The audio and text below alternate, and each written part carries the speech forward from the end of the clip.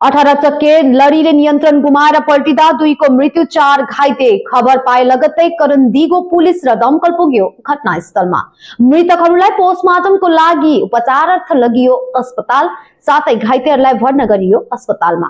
लड़ीला hydrochloric मसिन र JCB मसिनद्वारा सरियो ठाउँ।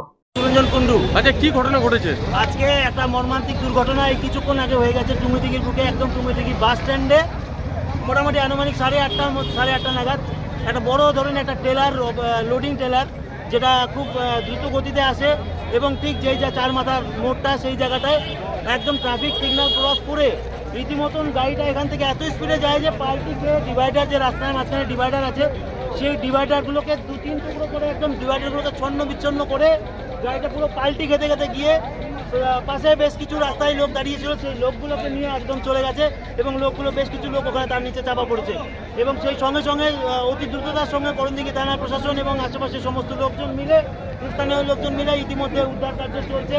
ইতিমধ্যে আমরা 2খানা বডি ইতিমধ্যে আমরা এখান থেকে উদ্ধার করতে পেরেছি। এখনো পর্যন্ত রাস্তা যানজট প্রচণ্ড পরিমাণ লেগেছে এবং তার পাশে যে মানুষজন আপনারা দেখতে পাচ্ছেন এবং প্রশাসন এবং মানুষের সহযোগিতা নিয়ে এখনো পর্যন্ত উদ্ধার কাজ এখনো পর্যন্ত চলে যাচ্ছে। এখনো পর্যন্ত নাম জানা যায়নি। ইতিমধ্যে আমরা যেটা জানতে পেরেছি যে একজন সিভিক ভাই ছিল, সেই সিভিক ভাই অ্যাক্সিডেন্ট হয়েছে এবং তার মারা যাওয়ার কিছুক্ষণ আগে খবর আসছে এবং সেই সঙ্গে একজন ভ্যানওয়ালা, সেই ভ্যানওয়ালাকেও দেখা গেছে এবং আরও এখনো উদ্ধার কাজ চলছে। এখনো পর্যন্ত নাম উদ্ধার করা जायनी।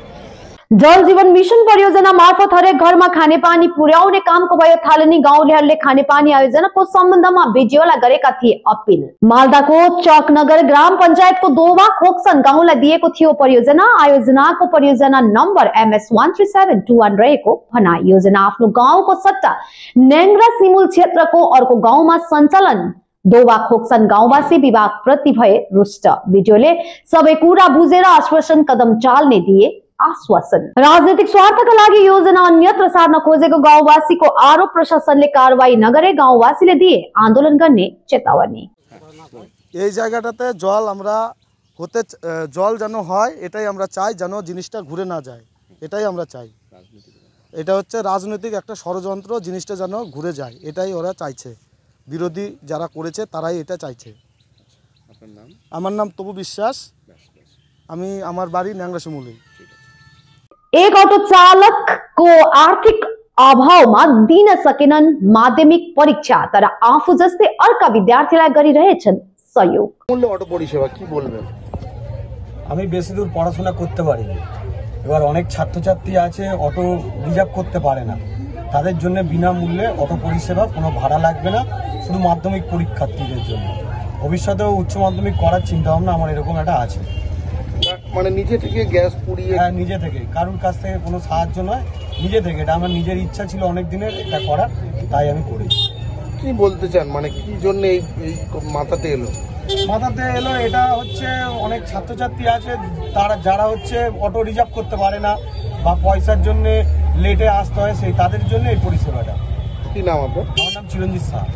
स्वर्ण व्यवसायीहरूको दोकानमा भइरहेको थियो चोरी, हत्या तथा अन्य व्यवसायहरूमाथि भइरहेको आक्रमणको विरोध गर्दै मालदा मर्चेन्ट च्याम्बर अफ कमर्सको बस्यो बैठकमा व्यावसायिक संगठनले 15 फरवरीमा जिल्लाका विभिन्न प्रशासनिक कार्यालयहरूमा आफ्नो मागलाई लिएर चढाउने ज्ञापन। प्रशासनिक अधिकारीहरूलाई ज्ञापनको प्रतिलिपि मुख्यमन्त्री ममता ब्यानर्जीलाई पनि पठाइने। যে বারবার মালদহে একাধিক দোকানে চুরি ছিনতাইয়ের ঘটনা ঘটছে, এটার বিরুদ্ধে আপনারা কিছু করছেন আন্দোলন বা পুলিশের উপর আপনাদের কত রাস্তা আছে? দেখুন, গত 2-3 মাস ধরে মালদা জেলাতে একটার পর একটা ঘটনা ঘটছে। গত পরশুদিনও হয়েছে বা বুলবুলতলিতে, গতকাল রাত্রে আমাদের কুশিদাতে হয়েছে। তো যাই হোক, একটার পর একটা ঘটনা ঘটছে। এই জন্য আমি আজকে সমস্ত ব্যবসায়ী সংগঠনগুলোকে নিয়ে আজকে আমরা মিটিং করেছি চেম্বার অফ কমার্সে। প্রায় 182টা সংগঠন এই মিটিংয়ে উপস্থিত ছিলেন, তাদেরকে নিয়ে আমরা আজকে মিটিং করেছি।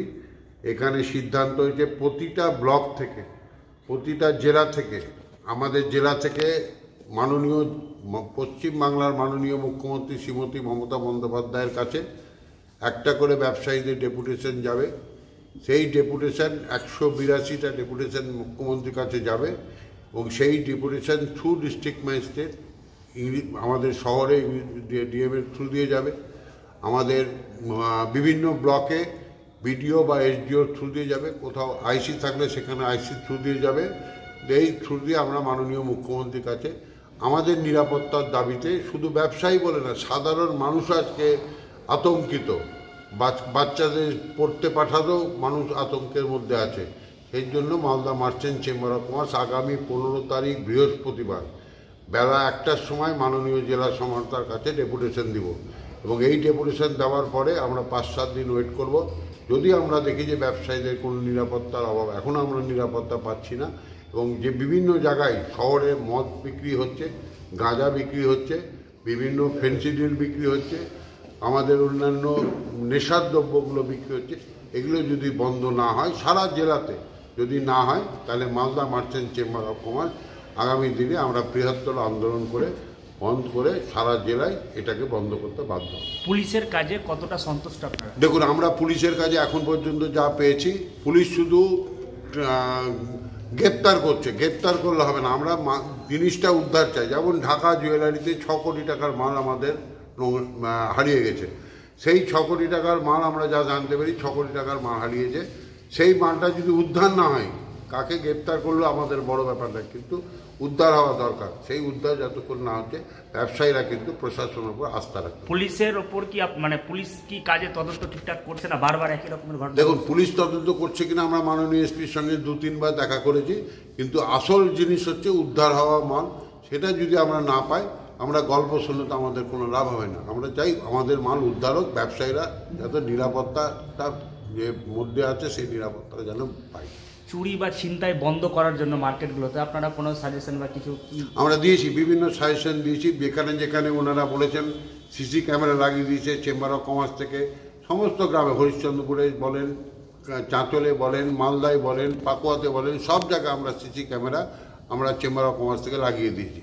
কিন্তু আসল হচ্ছে চেম্বার অফ কমার্স থেকে সিসি ক্যামেরা বাড়লেও সেটাকে কিন্তু পুলিশকেও মেনটেন করতে হবে। যদি পুলিশ মেনটেন না করে তাহলে কিন্তু এই জিনিস বারবার হবে। কতবার আর চেম্বার অফ কমার্স এই জিনিস করে। পুলিশের টহলদারির অভাব আছে, কারণ পুলিশের কাছে কাজের লোক খুব কম আছে। সিভিক দিয়ে পুলিশ এখন প্রশাসন চালাচ্ছে, এবং তার জন্য কিন্তু আজকে ব্যবসায়ী থেকে আরম্ভ করে সবাই কিন্তু আজকে একটা आतंकेर मध्य है।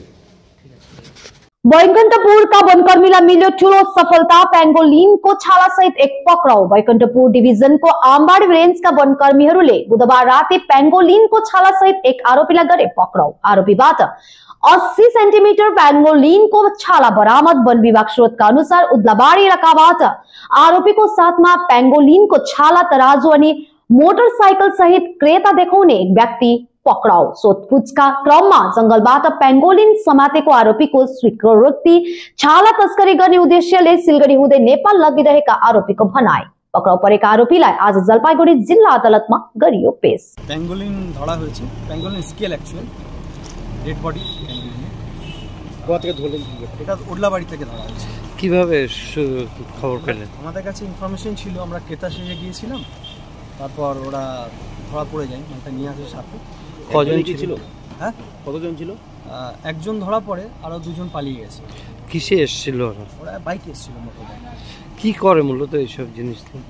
এগুলো অ্যাকচুয়াল ওরা বিক্রি বাটা করে, একটা ধারণা আছে কি ওষুধ হয় বা জাতীয় কিছু হয়, এরকম একটা মানুষের মধ্যে ভ্রান্ত ধারণা আছে। তো এরা বিক্রির উদ্দেশ্যে এসেছিল। দরদাম ঠিক হয়েছিল আপনাদের? হ্যাঁ, একটা দরদাম হয়েছিল। ক্রেতা সেজে আমরা গিয়েছিলাম, তো একটা দরদাম হয়েছিল। পেঙ্গুলিনের দেহটা কি করা হয়েছে? হ্যাঁ, যেটা ওদের জেরা করা চলছে এখনো, দেখি ওদের কি বলে, ওরা রিপ্লাই কি দেয়। আমরা জেরা করছি এখন, ওরা মাংসটা কি করেছে বা কোথায় বিক্রি করেছে কি। কেমন